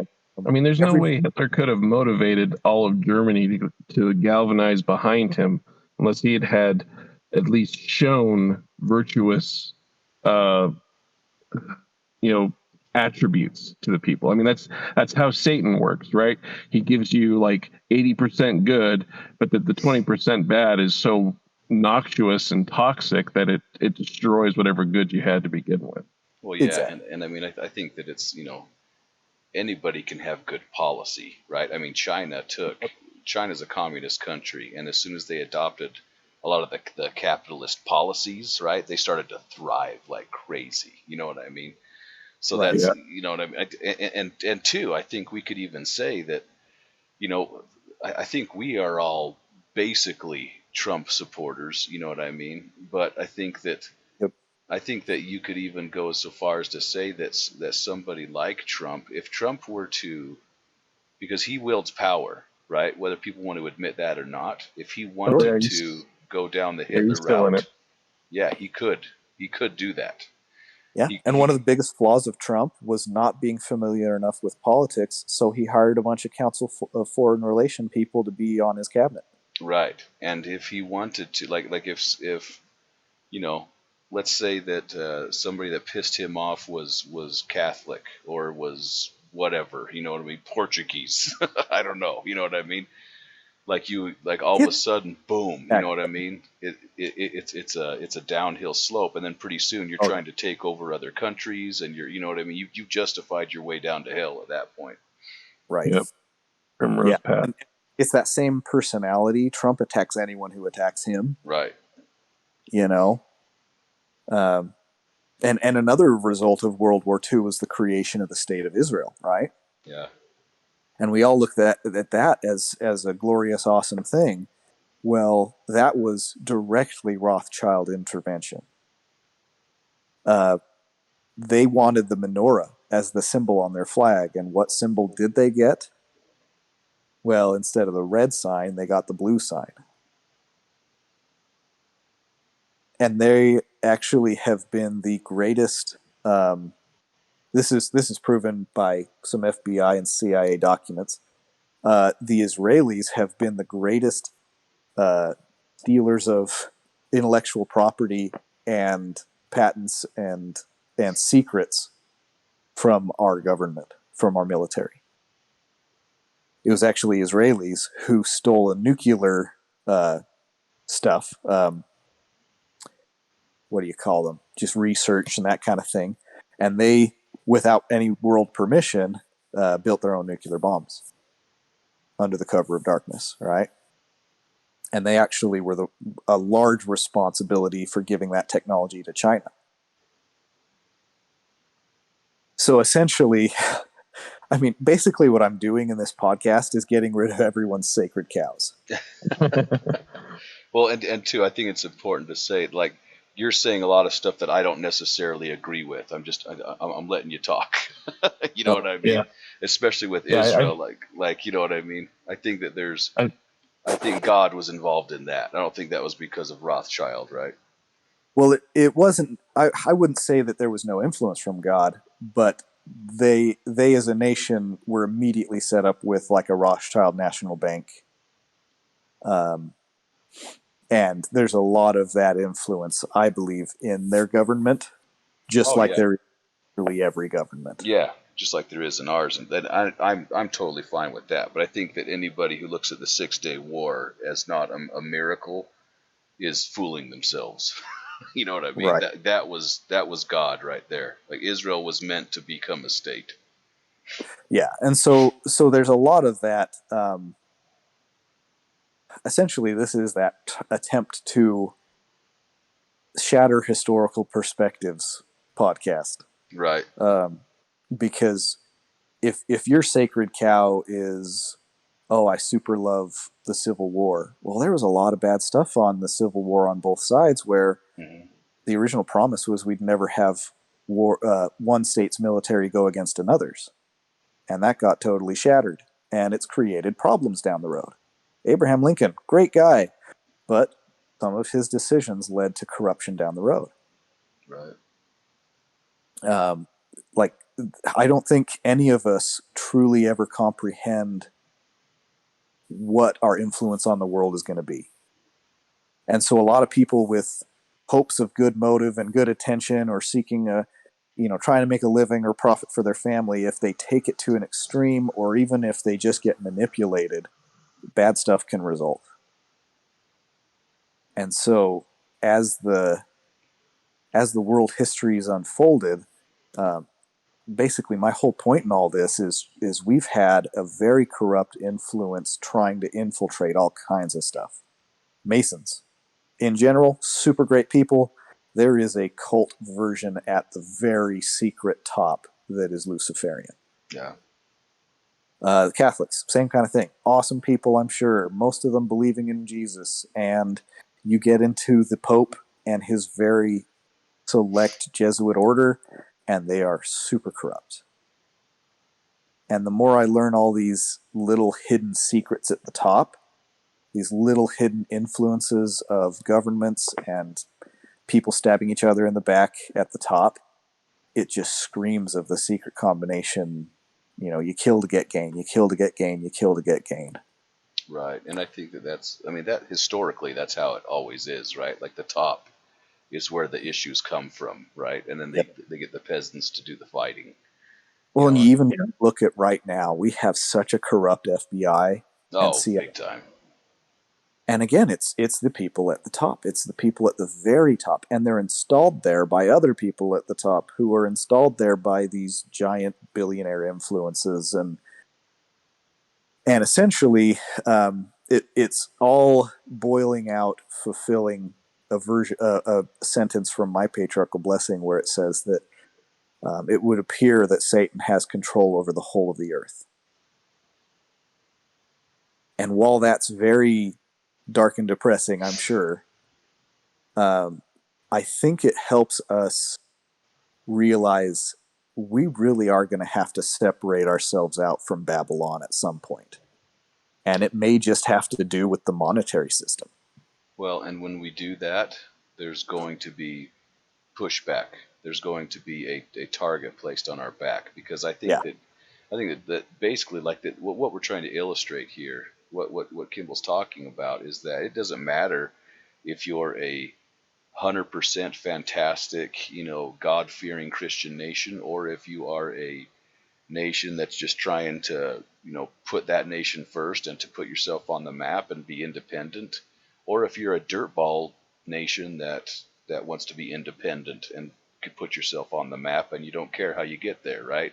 Regardless of you can take any one of those scenarios, and as soon as you try to get out of that monetary system, out of that New World Order stuff, out of that beast system, then you are going to have a target on your back, right? And and there's going to be consequences for that, and it's going to be dire, which is where I think a lot of our prophecy comes from. It does. But yeah, and as far as like, if I'm throwing some history out there that you disagree with, feel free to disagree with it. A lot of this, like I say, is stuff I'm researching, not from me. I'm not making up any of this history. I'm not the originator of it. I'm also fully aware of the possibility that I may have heard some things that were not true in my attempts to learn other versions of history. Right. But I think in general, it's just been a very huge paradigm shift of everything I was taught in school growing up was a very succinct version of pro-America influence in the world. And then the more I learn about it since, it just shatters those notions of just assume everyone who's ever been your leader is virtuous. We have a chain of how many eagle feathers now? 14 that have all been influenced by this same power.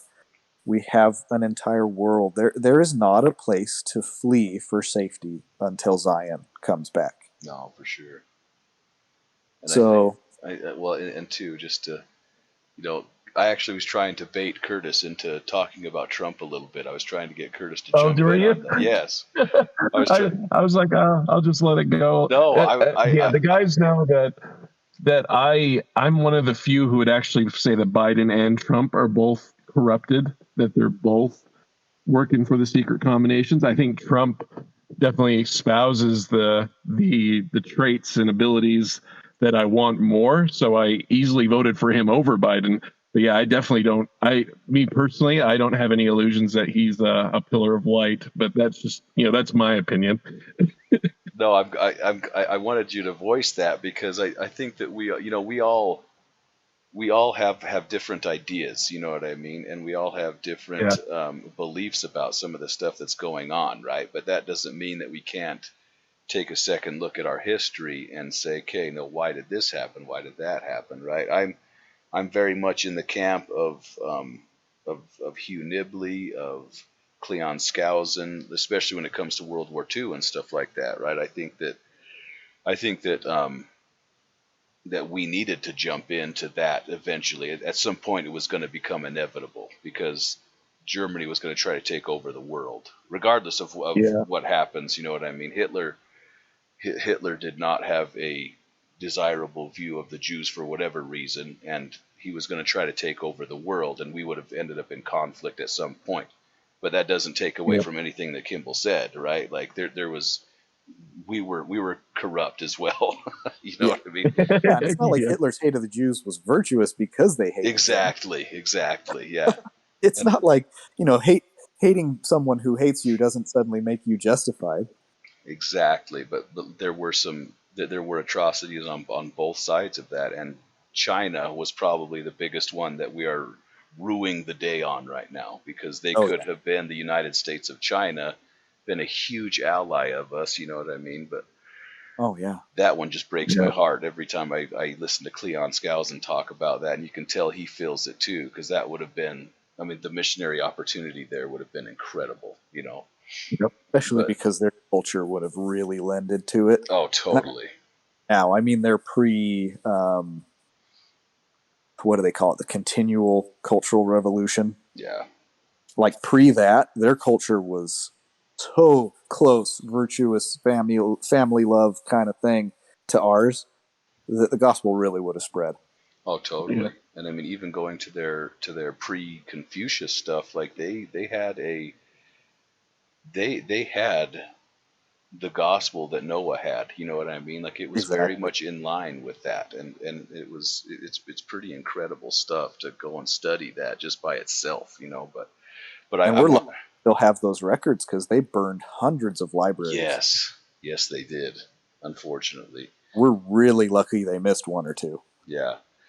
But I wanted Curtis to voice his opinion on Trump, just so everybody knows that we're all very much we have different views on some things, you know what I mean? And like I don't think Trump is an evil man. I don't think he's necessarily like Curtis said, a pillar of light, you know what I mean?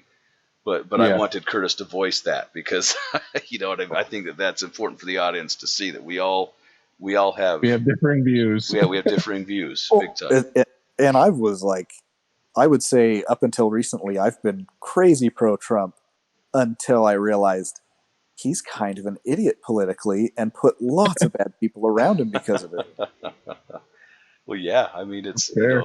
It is fair. It's definitely fair, and it's one of those things where it's like I don't think that it's. Hopefully, that if anything, this has taught us that one man can't fix it, right? That this is it's going to take a nation turning back to God, really, to fix the issues that we have. Yeah. Right. And if anyone does want to I want to deep dive into this, I want to relearn history. Some of these books we're referencing are amazing ways to essentially teach yourself proven, correct your version of history, because the more knowledge you get, the better for you. This life, right? Yep. Even if you read it and you go, I don't agree with any of that, right? It's still the fact that you have the information. Oh, sure. Like getting someone else's perspective on why they justified doing things is helpful. Even if they did something bad, if you can understand why, well, hey, that helps you understand the temptations of Satan. It helps you understand the motivations of men, how they are good or how they get corrupted. There's so much value to that. There's people in our audience who have a paradigm that evolution is totally legit. It's in line with the gospel and stuff like that. And I think all three of us would agree on that it's like, no, it's not. No. No. We could totally have a discussion on that, you know. But. And now it has kind of a we're not going to talk about it stance. Right. Exactly. Yeah. And I mean, like, it's one of those things where that I would hope people would keep an open mind and go do their research, because I've had an open mind about that, where I've said, okay, could God tell one species to evolve into another one? Okay, I'm open to the fact that God has all power and that He can do stuff like that. You know what I mean? Right. But you know, I looking doctrinally at the scriptures, looking at all these different things, you know what I mean? And I'm just using this to illustrate the point, right? Yeah. Yeah. You know, just doctrinally, it's like there's nothing there that supports that in the least. Matter of fact, it goes against that. You know what I mean? You know, you're never going to get, if you take a blueprint for a human, you'll never, if you go before that, there's nothing in the blueprint that states that we came from anything else other than a human being, right? Yep. It's just one of those things. But I would hope that people would be open enough, if they get anything out of this podcast, be open enough to go back and look at these things. Like I mentioned dinosaurs. People are going to think I'm a kook. You know what I mean? Yeah. And it's Well, like, about how many conspiracies we've talked about, let alone just in this podcast alone. I know it's true. But so there's a couple more, and I think this will help me kind of wrap up because I literally could go for days. But this same moneyed influence, right? Kennedy tried to get away from it. Yes. He actually passed laws to try to get us where we would print our own money rather than letting the Fed do it, and resetting our currency supply, things like that. He was not just assassinated by one guy. They had to replace the windshield twice because they faked it wrong the first time. There's like 13 bullets. Like that didn't happen from one shot. The Secret Service backed away from his car all at the same time and he suddenly got shot. Like this was a coordinated event. The day he was killed, the next day, LBJ was sworn in, right?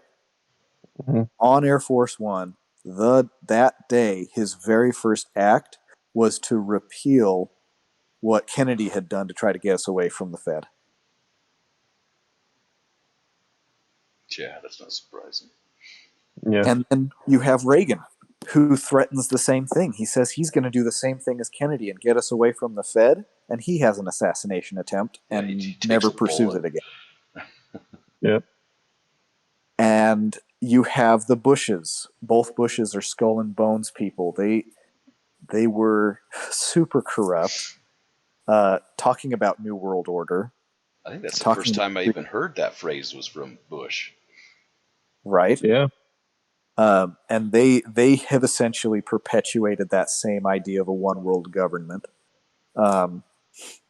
Do some research. 9/11 was absolutely not just a terrorist attack. Yeah. It covered up massive financial fraud, and it instigated wars that we then conquered countries in the name of setting up banks for those countries. Yeah. I mean, when you really break down history, I think it's important in the light of all of that to realize how much struggle it is and how righteous of a cause it is to fight for the church in this kind of world. Mm-hmm. To try to strive to learn truth, to learn the actual principles of the gospel in a world like we have today. Because the very world that would happily sacrifice their Savior because they rebelled against his light and virtue and principles strictly to maintain their corruption, that kind of world didn't suddenly become a whole bunch better now. Yes. They are, like you say, Alan, that the world will rail against the gospel and truth. And they're doing it now, not by killing the Christians of our church, but although, Christians are the most persecuted group in the world, but they're also doing it through miseducating us and turning us into slaves to a corrupt system of money and debt. And so the more we can do to follow prophetic counsel, having your debts paid and not getting into excessive debt is a huge way you separate yourself from the influence of Satan. I mean, a huge way, maybe one of the most.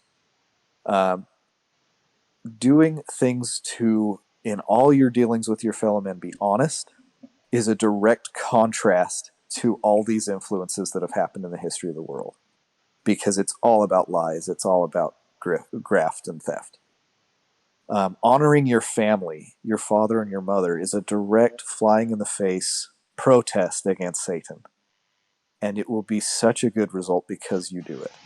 Everything that we teach as a gospel principle flies against what all this system has been trying to set up. And if we want to be Zion, if we want to fight against tyranny, it really is as simple as living the gospel.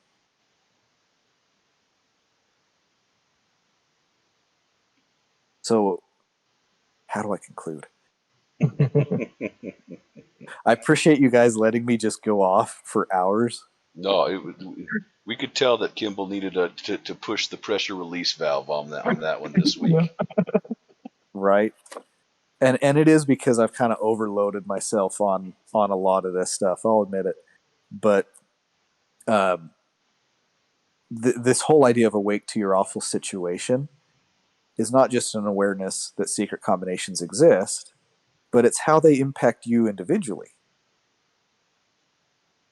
And so as we understand that it's based around our money and based around our culture, and as we understand that, it's not just about good media because it prevents you from feeling like a little lustful thought here and there. No, it's actually a lot of these media influences are trying to condition your mind to accept a greater lie that is controlled by these people. Yeah. The more we do good in the simplest ways, the more we influence the whole world around us to be better. And I know it may sound simplistic, but I really do believe that each individual just working on themselves in their own life to incrementally improve, choose right for whatever the action may be, acting according to their conscience, that literally is an effective war against Satan, because it influences the world more than we can possibly understand. And yeah, it does feel like he's controlling the whole earth, but that's how far he has to push it to affect the saints. If we didn't have such an amazing, massive, dominant influence from Satan in the world, we would have conquered it with Zion and righteousness by now. It's like we said about China. If we had managed to support them in their attempt to be a free, good land, I mean, you look at these world histories, the events, and you think, man, if that could have twisted for good instead of evil, if that could have twisted for good instead of evil, suddenly Zion starts to make sense in my head as something that can come about organically through just people choosing good. Yeah. You strip away the influence of Satan little by little just by those small acts of you being good. And maybe it won't change the world, but that's not on you. That's on Christ. Just worry about you. Learn as much as you can about what you need to place the emphasis on your heart, to know that doing little things of good will change you and the world. And I'll say that in the name of Jesus Christ. Amen. Amen. Go ahead, Curtis. So I think I've really appreciated all of this. I think I've been rather quiet through most of it. That's because I've been in information assess mode for a lot of it. I think that's why I missed Alan's little bait thrown out there, because I've been processing a lot of this stuff. And I think it's very important for us as followers of Christ to be able to take information and assess it, right? And to think critically about it, right? I mean, there's so much thrown out here. I imagine a lot of people, either they found something they could go, oh, okay, I could see that, and they probably found something and go, I don't agree with that at all. Right. And and I've reached a point in my life where I'm not afraid of information. Like, give me information. I've actively gone out of my way to ask people who believe things that are quite opposite of the things I think and feel, to have them explain it to me, why they believe it, why they understand it, so that I can get a deeper understanding of how that operates, right? And I think that's a godly pursuit, in no matter which form it takes, right? And unfortunately, I feel like we lose some of this at church. I think we're so, and probably for a good reason, we're trying to be homogenized, right, in how we teach the doctrine so that we're all unified. But I feel like the ability to to bring up things and talk about things that we don't all agree on has gone a little bit away from the church. I feel like that was something more common in the olden days, where people were allowed to voice different opinions and to discuss them in such a manner that we didn't have to be at each other's throats, right? And get offended, right? Because some person holds this belief that seems so contrary to what we believe. But I think at the very least, there should be some things in here that we can all think about, right? We can and move forward with. And as always, God and Christ are the ultimate sources of truth. And so we take these things, and if we really can't figure it out, we take it to him and ask him, right? And every time you hear something, it gives you an opportunity to have power, right? Knowledge really is power. If you understand and you can hear things, you can then leverage them, whether it is to just put it in the discard pile and recognize it when it comes up again, or to build on it, right? If you hear something, from 3 or 4 different people, from 3 or 4 different sources that confirm some of these things, there might be some truth there, right? But you wouldn't know that it was confirming some of this if you hadn't heard it here first, right? So I appreciate Kimball taking the time to go through all this and explain it to us, and I'm definitely going to think about some of this stuff moving forward. And I'll say that in the name of Jesus Christ, amen, and tell us all to walk as children of light. Amen. Thank you. Amen. Man, what a long, strange, crazy ride it's been. No, I appreciate it. I do. I enjoy listening to alternate views on the history and stuff like that. And I honestly, I think that I agree with more of what Kimball talked about than I would disagree with. There's a few things here and there, you know what I mean? But really, definitely. Really, it's one of those things. And I think that, just like we were saying, that the point of it is that we have been spoon-fed, very, very specific things for very, very specific reasons. And if you look it down through the course of history, you can see that like, are we going towards God as a nation, or are we going the other way? And I would say that we are steadily going the other way. You know what I mean? And I think that is in part because of that spoon-fed history that we have. We brought up the mound builders, you know what I mean, the Adena and stuff like that, the Egyptians. Like, we're bringing up some of these things that have a paradigm attached to them, and that paradigm is just straight up wrong. You know what I mean? It really is. If you study, it's 100% wrong. Yet we're still being taught this stuff. I would myself would throw evolution into that, right? We're being taught 1800s evolution, and we're still, even things that have been completely debunked scientifically and it's still in our textbooks, there's a reason for that, right? And I know that is going to be a sacred cow to some of our listeners and stuff like that, but like Kimball said, we're going after those sacred cows right now. Right? Yep. But it's one of those things, like, as we were talking, and the reason why I was trying to bait Curtis into talking about Trump was because, I wanted everybody to know that we have different opinions, we have different views on some of these things, and that even something like that, like somebody like a Trump, you know what I mean, somebody in whatever figurehead you'd like to put there, right? You can use virtuous things and get people behind you, and if you're not careful, then you can follow the wrong things, right? And I think that is that's a huge danger. Go ahead. What better fulfillment of "I am Christ, come follow me"? Oh yeah. They don't have to say literally the name. They're saying, "I am virtuous, come follow me." Yeah, they're saying that I have the answer, right? I've got the the cure to what ails you, whatever the problem is. And it's one of those things. It really does make me, and I know I harp on this all the time, but I'm ultra grateful that we have the church organization, that we have a prophet. You know what I mean? Because, like, just thinking back to Germany specifically, you know what I mean? That one really resonated with me, because it's like, if you were in down in the dumps, if you were You know what I mean? You didn't have a job, you didn't have any of this stuff, and then this guy comes along and starts hooking you up, and your nation starts to thrive. It would be really easy for you to justify your way into becoming one of those Nazi soldiers and to say, I'm just doing my job. You know what I mean? He was right about this. Why could he be right about that? You know what I mean?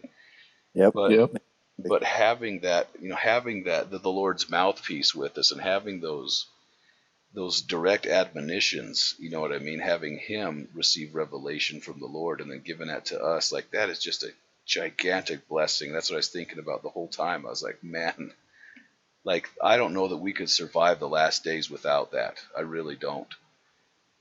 Things are coming down the pipe for us, especially as a church, that we have to know this stuff, you know what I mean? We have to see where history is taking us, and we have to look at that true history. Look behind the curtains, right, and see what actually happened.